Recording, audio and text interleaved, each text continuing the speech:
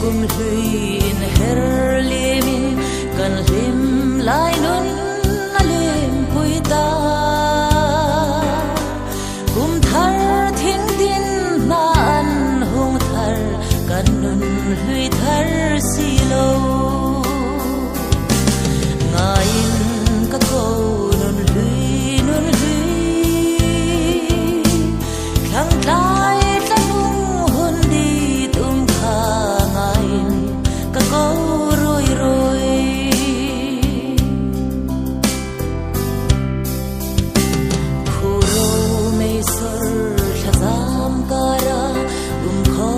so dring do lung kan vai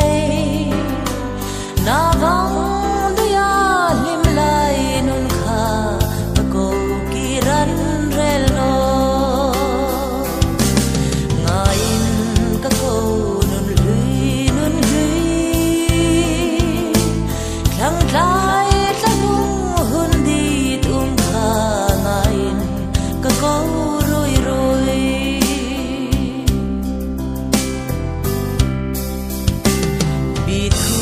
tin kim mai tu rem sa khoi ang in khela tham ral hung di lung lai rup te a tharin ngai chang ve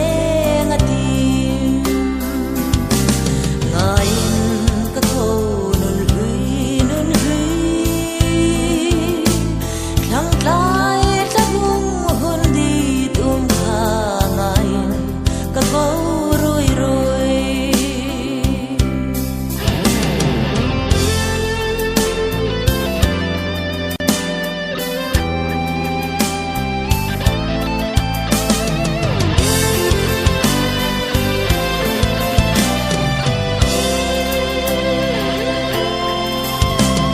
an lang so dang har ding ram so tina ai trun na mun hlui kha